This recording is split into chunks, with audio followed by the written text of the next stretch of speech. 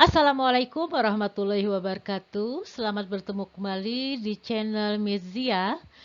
Pada kali ini kita akan membicarakan tentang Analytical Exposition Text. Baiklah, sebelum kita lebih lanjut, kita harus mengetahui dulu tujuan dari penulisan Analytical Exposition lebih dahulu, di mana tujuannya adalah kita ingin mengajak pembaca untuk memahami suatu isu yang diangkat atau yang ditulis oleh seorang penulis.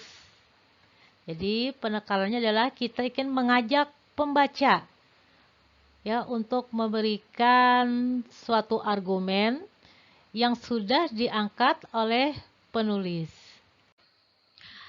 Kemudian dalam analytical exposition text itu di mana kita sudah membicarakan bahwa kita itu mengajak pembaca untuk memberikan satu pendapat, satu argumen tentang topik tertentu.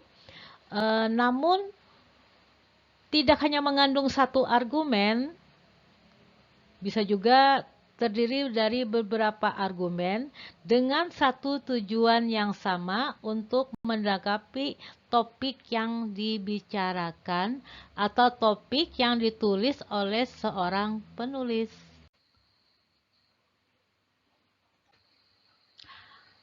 Pada penjelasan selanjutnya, ini tentang analytical exposition text, di mana kita kembali menyimpulkan bahwa teks ini adalah suatu jenis teks yang digunakan untuk menjelaskan pandangan seorang penulis mengenai suatu isu. Nah, dengan kata lain, teks ini merupakan teks argumentatif. Ya. Jenis teks ini bisa kita temukan dalam beberapa media, sepertinya di buku-buku ilmiah, buku-buku artikel, jurnal, majalah, pidato akademis, dan lain sebagainya. Nah, nanti kita akan lihat contoh-contoh yang berkaitan dengan teks analytical exposition text. Ya. Jadi penekanannya ini adalah suatu teks yang berisi tentang argumen, ya, pendapat. Kemudian kita akan diajak pembaca untuk memberikan tanggapan, argumen, respon, dan sebagainya tentang teks yang kita tulis. Oke, kita perhatikan penjelasan selanjutnya bahwa secara harfiah, analytical exposition dapat diartikan sebagai suatu teks yang mencoba menjabarkan suatu masalah secara komprehensif atau menyeluruh dengan menampilkan pendapat-pendapat pendukungnya secara hati-hati. Nah, di sini maksudnya adalah dalam memberikan argumen, tentu kita ada punya data-data yang kuat sehingga argumen kita itu bisa dipertahankan dan bisa dipertanggungjawabkan.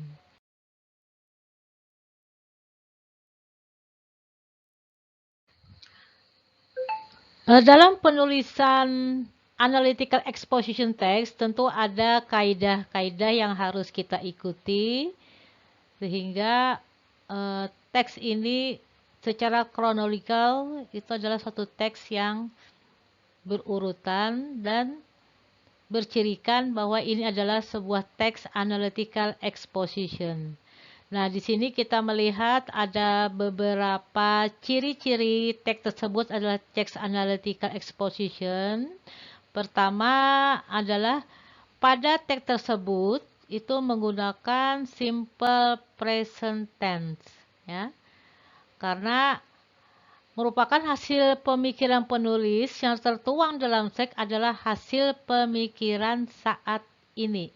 Artinya saat dibicarakan hal itu masih berlaku.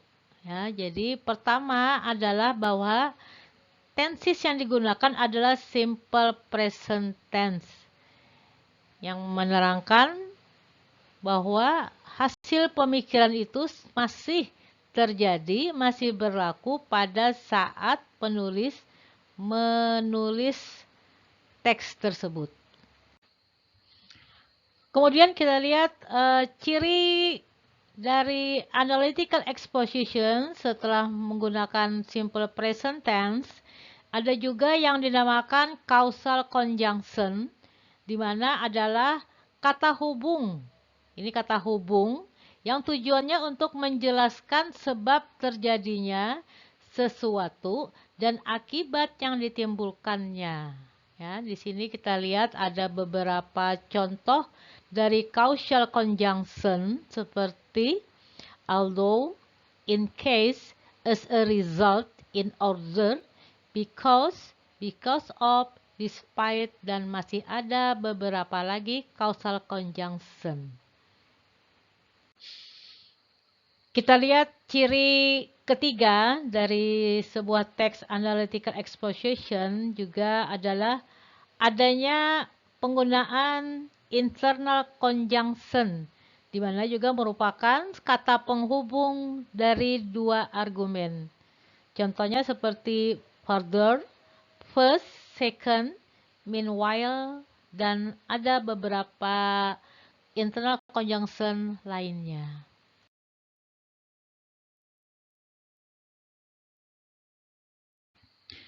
Setelah tadi kita membicarakan ciri dari analytical exposition text, tentu saja dalam satu teks ini ada strukturnya, tahapan-tahapan penulisnya.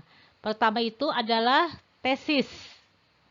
Nah, dalam teks ini biasanya di paragraf pertama pembaca bisa mengetahui isu apa yang akan dibahas. Nah, selain itu, pembaca juga bisa mengetahui pandangan penulis terhadap isu tersebut. Nah, setelah ada tesis, kemudian struktur kedua adalah argumen, di mana berisi argumen, berisi pendapat penulis terhadap isu yang sedang dibahasnya. Nah, kemudian biasanya terdapat dua pendapat atau lebih yang berfungsi untuk mendukung topik utama. Artinya ada bukti-bukti kuat, ada data-data kuat untuk menguatkan argumen tersebut. Struktur ketiga atau yang terakhir adalah conclusion atau kesimpulan. Nah, pada conclusion ini berarti sudah selesai membaca teks tersebut.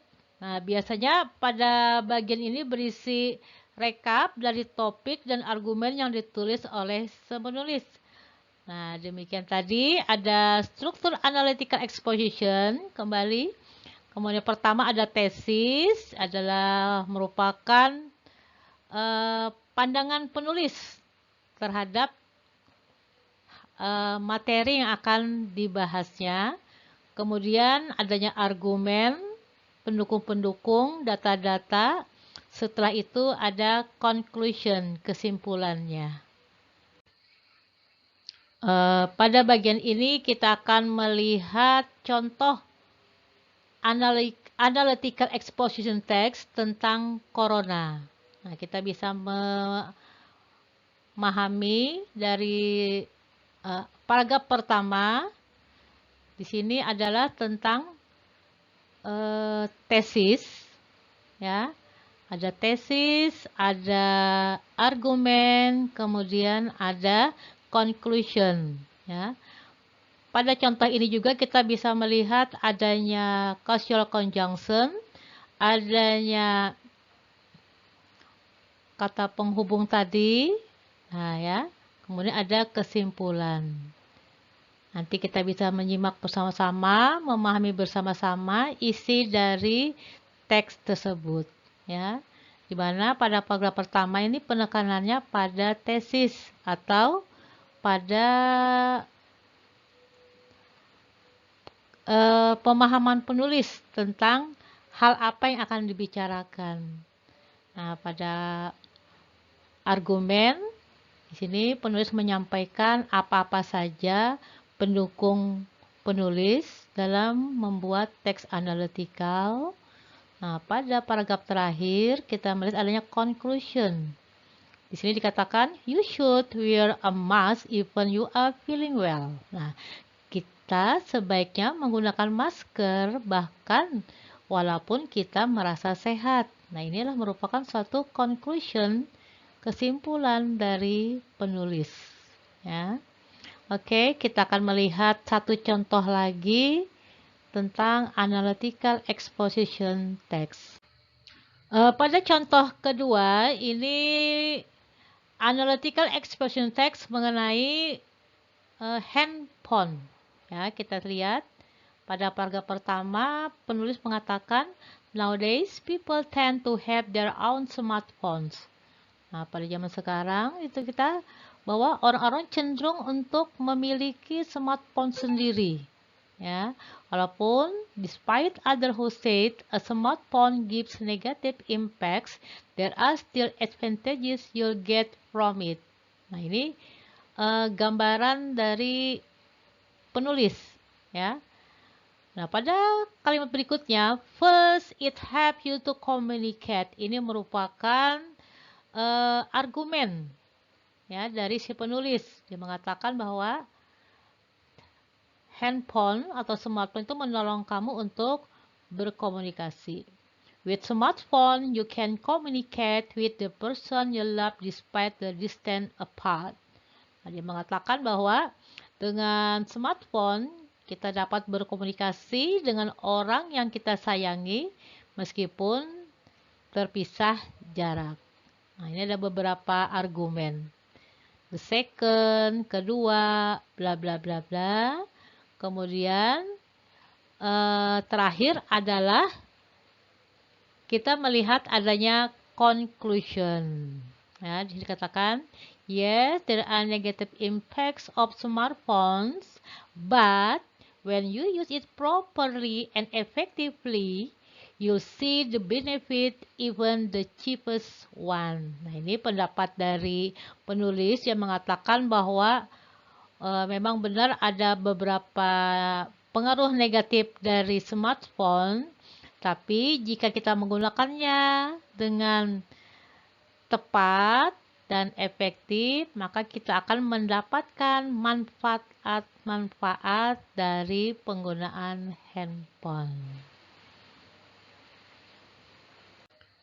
Baiklah, setelah kita membahas tadi dari memahami apa itu analytical exposition, apa tujuannya, apa ciri dari sebuah analytical exposition text, kemudian juga ada struktur teks-teks yang ada mencirikan analytical exposition tersebut. Nah, sekarang